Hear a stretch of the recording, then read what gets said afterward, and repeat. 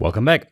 In this video, we are going to add our bombs to the game because we have inside of our models, inside of the FBX folder, we have the bombs. So let's add them into the game and let's make sure that we stop the game once we hit such a bomb.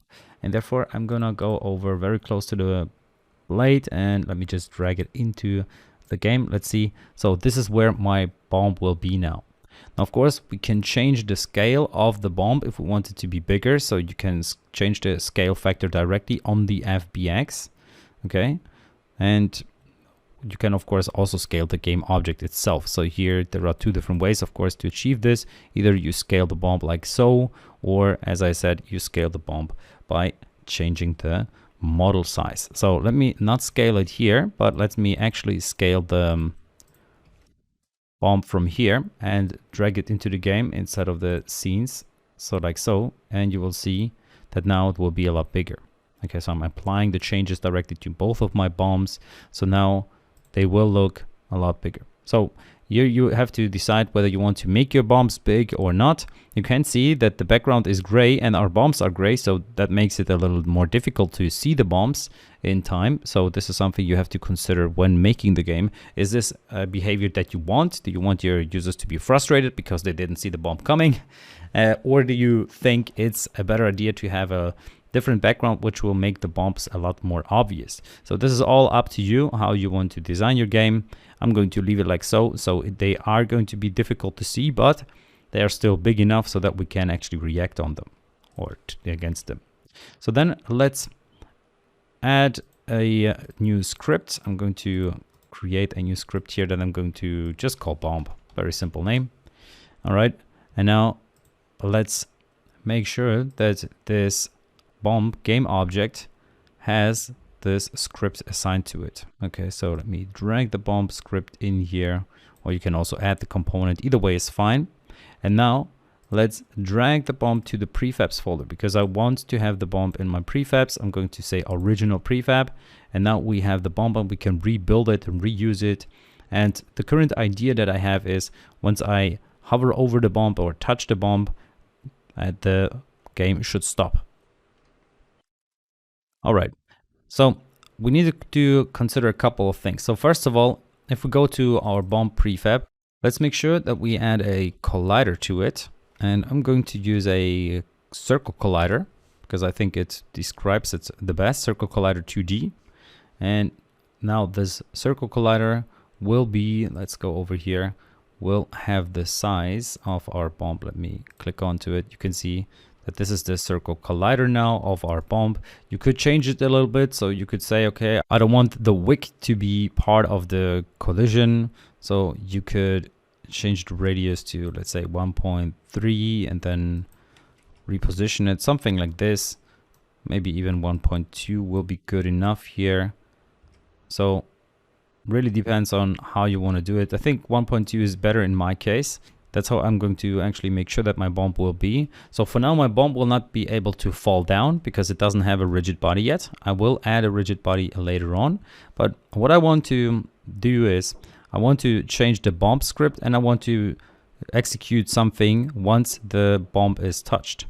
And that should be happening once the isTrigger is called. Okay, so we need to make sure isTrigger is activated. So inside of the bomb script, what we can do is we can now use onTrigger enter here. And we're talking about a 2D trigger. So when that happens, we want to pause the game. Okay, and how I'm going to do that is I'm going to manage this inside of my game manager because my game manager manages the game state, which means things such as the score, which means things such as resetting the game, such as pausing the game, and so forth. So you should always do these things inside of the game manager, which is why I'm going to add a new method here, public void onBomb hit. So I'm going to call it, and inside of it, what I'm going to say is just debug and say bomb hit. Okay, nothing more for now. Now, what should happen inside of the bomb? Well, when we call this onTrigger enter, we want to see if the thing that entered the bomb, so to speak, was our blade. Okay, so let's make sure we do that. And well, by the way, let's pause the video and try this for yourself. So how can you make sure that the thing that touched the bomb was a blade? Well, you can just look at our fruits, because we used this in here already. And we used this part here where we said if the collision was with a blade, check. If it is not the blade, return. Otherwise, do something. Okay, so that's exactly what we want to do here. Check if the collision was with a blade. If it wasn't with the blade, so here, then return, which means don't do anything. And otherwise, find object of type game manager here once again, and call the onBomb hit method, like so. So let's save the script and let's run the game. So here we will be able to hit the bomb now. So you see bomb hit was called. So here bomb hit is executed. So that means that this execution works, which is great. So now we can go back and, for example, stop the game if that happens. So instead of just logging bomb was hit, we can change the time scale. So time.timescale, let's set that to 0. What that will do is it will pause the game. So stops any movement in the game. So let's save the script once again. Let's get back to Unity. All right, so let's get started. And once I'm hitting it, you can see 2 fruits were spawned. So this banana and that banana, and then bomb hit was called and the game was stopped. So whatever happened inside of the game was interrupted straight away, and our game is in this frozen state. So that is already great. And now what we can do is we can take care of spawning bombs. Before we do that, however, I want to make sure that my bomb is actually going to be also influenced by physics in the sense of gravity. So let's add a rigid body 2D here, so that this bomb can in fact drop.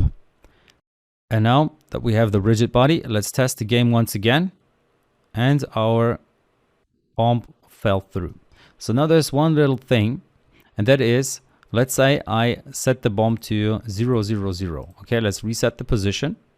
So now it will be in the center position. Let's run the game. Luckily, I didn't get the error, because usually what could happen very easily is the fact that our blade is at 0, 0, 0, and our bomb, well, our bomb in the game is not at 0, 0, 0. Okay, let's run that once again, and then let's see what's going to happen. So you see, the bomb hit was called straight away, and our game was paused. And that is because our bomb is exactly at the spot where our blade is by default. So what we can do is, to avoid that, we can make sure that our bomb is starting at the Y coordinate of, let's say, 100. So it's outside of our screen. So it's going to be way off, right? So now if we run the game, our bomb will not be stopping or be stopped by our blade, because our blade is somewhere entirely differently. So let's save our scene, and that's it for this video. In the next one, we're going to start spawning bombs. So see you there.